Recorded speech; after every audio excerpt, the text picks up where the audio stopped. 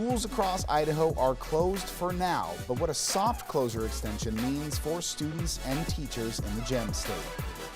There's a lot of information about how to protect yourself from the coronavirus, and this morning, what national health experts are saying about wearing face masks. And instead of closing down, one of Spokane's video game staples came up with a creative way to keep his customers safe. Ha! It's an impromptu drive-thru. Just a second. We're giving you a look at this new pop-up drive-thru. Up with KREM starts right now with Jen York, Joshua Robinson, Evan Narani, and Dana Marie McNichol. I don't have a court to run on for my 24th, so I went to my old high school and I'm going to run on the football field so I can measure out the distance.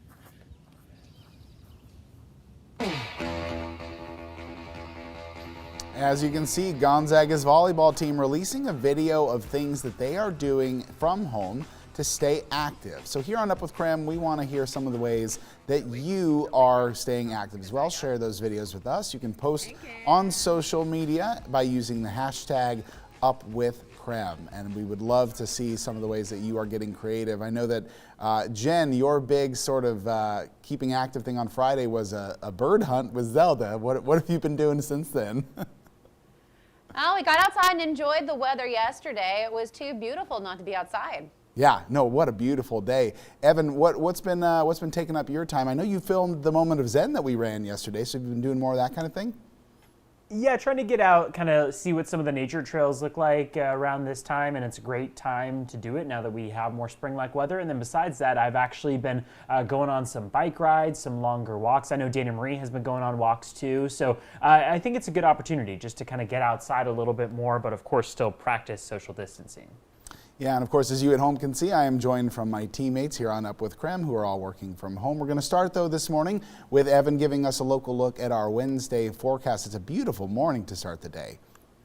Yeah, that's right. Just like we've talked about, I mean, spring-like weather is the theme for the next several days as we continue to see high pressure build over us. The larger look at satellite radar has shown no disturbances right now, nor do we see any popping up between now and about your Friday. So enjoy the beautiful dry conditions that we've got and the warming temperatures. Right now, we're mainly in the 30s. We're going to see those temperatures warm up to the 60s by this afternoon. 54 is that temperature for just about the noon hour, and then into 5 p.m. 60. Spokane is looking at a high of 63 for today, but take a look at what we've got for the next 3 days. Tomorrow, your Thursday, 68 is that forecast high, and then for Friday, that is not a typo. 70 degrees is in the forecast here in Spokane. It looks like off towards central Washington, Friday could get as warm as 80 in central Washington. So we're really going to see that warm up take place through your Friday, and then unfortunately, that's when things come to an end. Friday night into Saturday, a cold front comes through. It will knock those temperatures back down to the 50s for the afternoon hours, but we'll have more details on what that looks like and how there could be kind of a glimmer of hope in the forecast going beyond that. We'll also take a look at some of the pictures that we've gotten from viewers of the beautiful pink supermoon from last night, but for now I will send things over to Jen York, who's working from home this morning. Jen, did you see the supermoon last night? Evan, we talked about this all day yesterday. We thought, oh, this is our chance to go see the moon. No, I went to bed on time, if not early. So I did not get to see the moon last night. We need our sleep. We need our rest. You know my favorite activity is sleeping, so it happens, right? It's all right. No worries there. We have beautiful photos to show you, though, coming up. Perfect. Well, then I will stay tuned for that. Thank you to our viewers who are helping me be able to see that supermoon last night. Jay was sleepy. I like my sleep. All right, so let's talk about what you need to know today on our Wednesday morning. Here are 3 things you need to know today about the coronavirus. Washington Governor Jay Inslee and other nonprofits are helping to establish the Washington Food Fund. Now, it's a relief fund. Donations will be directed to Northwest Harvest, Food Lifeline, and Second Harvest. And you can make a donation at wafoodfund.org. You can also find that link on our website, krem.com. Also this morning, Congress approved an additional $600 weekly payment for unemployed workers. So we're going to be raising it up to a new level. And the way it's going, we're going to need that because it's really good. People are loving it. They're really loving it. So Well, enhanced jobless benefits are set to come as early as this week for out-of-work Americans. And this morning, a 76-day lockdown in Wuhan, China is over. Wuhan is the epicenter of the coronavirus pandemic. 11 million people can now leave the city as long as they're healthy. And this morning, getting to some of our local numbers. The Spokane Regional Health District reports a total of 227 confirmed coronavirus cases in Spokane County. Leaders say the virus is now linked to 13 deaths locally. Now, the Washington Department of Health confirms 90 cases in Grant County, 75 in Franklin County, 12 in Whitman County, 10 in Okanogan County, and 1 in Lincoln County. Statewide, the Washington Department of Health confirms more than 8,600 cases, and it is now linked to 394 deaths. And the hardest hit area, King County, has confirmed more than 3,400 cases. Across state line, the Idaho Health and Welfare Department confirms 15 deaths and 1,200 cases. Kootenai County is now reporting 42 cases. Bonner County still reporting 3 cases, though experts there say 1 person is hospitalized. Now that's a look at what you need to know this morning. Joshua, we'll send things back to you in the studio. Thank you, Jen, and if it makes you feel any better, I fell asleep and didn't see the supermoon either last night, so totally with you. Curse of the morning show, you know? We always fall asleep everywhere. I didn't even think about it. I just thought Evan's going to have all the best pictures tomorrow, so we'll check it out tomorrow morning. Here we are. We'll check in with you in just a little bit, Jen. Thank you very much. 6:05 this morning. All Idaho schools are closed for the remainder of the year due to the coronavirus, but this is a soft closure. Our Nicole Hernandez is live with us this morning to explain what that term means for the remainder of the school year. Good morning, Nicole. Hey, good morning, Joshua. So as of Monday, Idaho State's Board of Education extended that soft closure through the rest of the year. But that soft closure is different than the closure that Washington State is doing on the other side of that state line. So for Washington State, the rest of the school year is going to be online, and schools are now getting ready for the start of the 2020-2021 school year in the fall. But for Idaho, their Monday decision means the state board could be reopening schools at some point this year. But here's the thing, that would only happen if certain factors are met, and the state board hasn't said what those are just yet. Plus, public health experts would also have to say it's safe to return to school. So for now, some school districts have moved to online learning. The Post Falls School District has started remote learning, and teachers are hosting remote office hours to help keep up with students' progress. The teachers are trying to do as much as they can to help the students. The Coeur d'Alene School District also started its remote learning plan yesterday. It involves teachers giving weekly tasks and activities for their students and being available remotely to help. And so for now, it's really just about parents and teachers working together to keep their children learning during this time of staying at home. And it's really just going to be a teamwork and a wait and see as to what happens for the rest of the school year here in Idaho.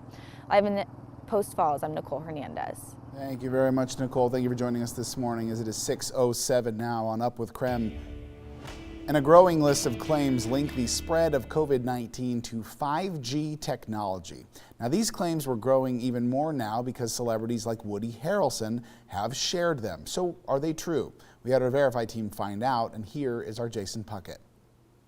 So we're talking about 5G. That's the 5th generation of wireless cellular technology. Now 5G uses new tech to send faster signals to your devices. Supporters claim speeds that are 2 to hundreds of times faster than existing cell tech. And providers have been building 5G towers in the US and other countries since early 2018. So why are we talking about 5G and COVID-19? Well, there are multiple claims right now that link the spread of the virus to the spread of 5G technology across the world. Let's break down a few. This video being shared claims to show a group of people in China tearing down a 5G tower.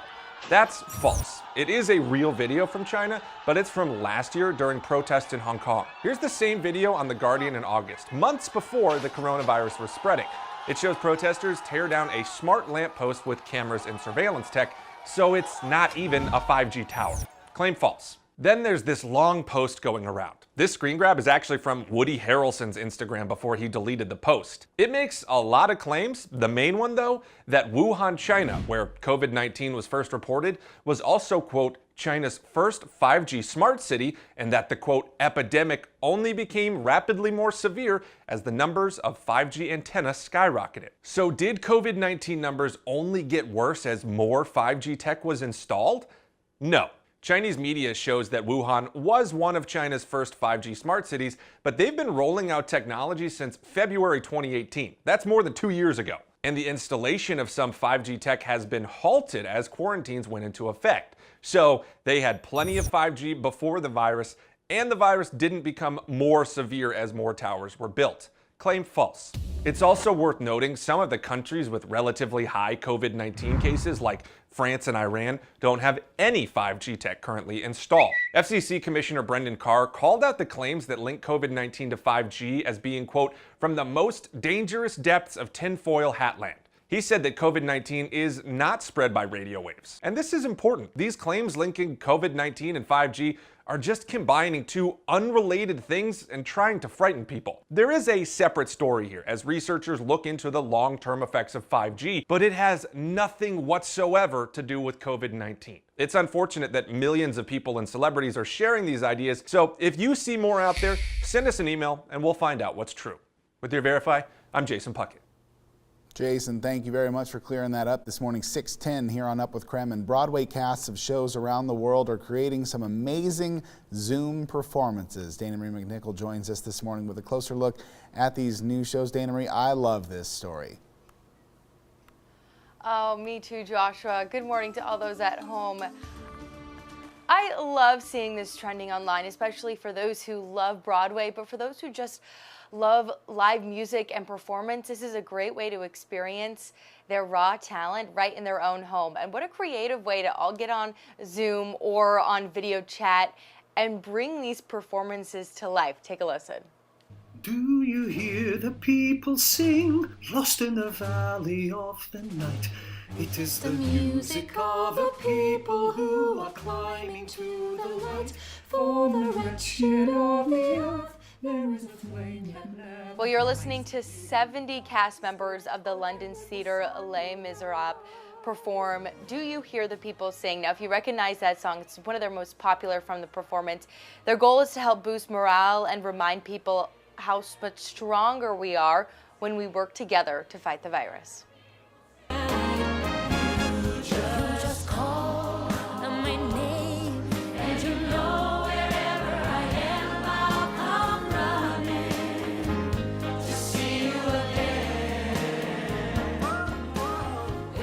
Cast members and musicians from Beautiful, the Carole King musical, collaborated from their homes around the world to record a socially distant version of You've Got a Friend to create awareness and raise funds for the Actors Fund. So this is the National Human Services Organization for everyone in performing arts and entertainment. So this is a way that they're supporting them and making sure that when the theaters are closed and people aren't able to perform, that they still have support. A hurricane came and devastation reigned. Our man saw his future dripping down the drain. Put a pencil to his temple, connected it to his brain, and he wrote his first refrain, a testament to his pain. The word got around, they said this kid is insane, man. Well, Lin-Manuel Miranda and the cast of Hamilton, which you're listening to right now, surprised a 9-year-old fan with a Zoom performance because she couldn't attend the performances in New York. Now, they invited her, of course, to see the show once everything reopens again. But, you know, Hamilton has just skyrocketed in popularity from performing at the White House to now performing in Zoom calls. And just, I think this is such a cool, unique opportunity. We're seeing this on all types of platforms, you know, artists bringing us into their home with live performances. And now we're seeing Broadway jump onto this train. Joshua? You know, the moment that made me kind of emotional watching that, Dana Marie, was when that little girl saw Lin-Manuel Miranda pop up and she put her hands over her mouth. I mean, that speaks exactly to what this kind of thing can do for people, right? I mean, the reaction was just the cutest, and she was speechless throughout the whole thing. And not only did she get to enjoy it, but I mean, I watched that thing start to finish, and I've watched all these videos. So if you have time, take a listen. It's just so cool how they bring all of the different videos together. As you can see me right now, these are the 70 cast members from the London Theater all singing at the same time. Love it. Gave me a little chills with that story. Thank you for bringing it to us, Dana Marie. We appreciate it. 6:13 coming up on 6:14 this morning, taking a live look outside to see some sunny skies and warm temperatures on the way. After the break, Evan Arani joins us with a closer look at his 7-day forecast. But before we take a break, we want to check this out. Social distancing, of course, might help you or prevent you from seeing people that are outside your home. But it's not stopping this man from busting a move. Look at him go. Here he comes, 97-year-old World War II Navy pilot showing he's still got it, dancing along to Justin Timberlake's Can't Stop the Feeling. Get it, buddy. Let's see it. Look at him go.